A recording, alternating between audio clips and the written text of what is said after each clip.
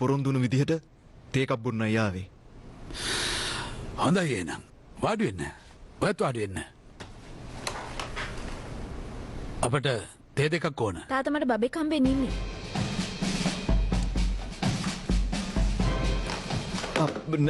නෑ එහෙම මොකුත් සිද්ධ වෙලා නෑ. මෙයා මේ බොරු කියන්නේ. ඔහොම එකක් කියන්න කියලා කිව්වද? ඕක කිව්වම එයා මේකට අවසර දෙයිනේ. බබෙක් ලැබෙන්න ඉන්නවා කියලා කිව්වම අකමැති දෙමාපියෝ කොච්චර කැමති වෙලා තියෙනවද? මට පොඩ්ඩක් තේරෙන්න කියනවාද? හෙඩ් ඔෆිස් එකේ වැඩ ඉවර වුණාද? ඔයාව හම්බ වෙන්න ඕන නිසා කලින්ම වැඩ ටික ඉවර කරගත්තා. හෙඩ් ඔෆිස් මේ වෙලාවට සාමාන්‍යයෙන් වහන්නේ නෑ. ඔයා දන්න જાතිය හෙඩ් ඔෆිස් එකක් නෙමෙයි මේක. වෙන එකක්. මොකද මන් දන්නේ නැත්තේ. හෙඩ් ඔෆිස් කීයක මං වැඩ කළාද? කවුද මේ ඉන්න කෙනා? අපිට අඳුනලා දෙන්නේ නැද්ද? ඔන්න මෙසේජ් එකක්. පොඩ්ඩක් බලන්න. බොරු කියන්නේ පා මම ෆෝන් එක ගෙනාවෙත් නෑ. කෙමින්ජේ මම මෙයාගේ යාළුවෙක්. ඔයාගෙනත් කියන්නකෝ.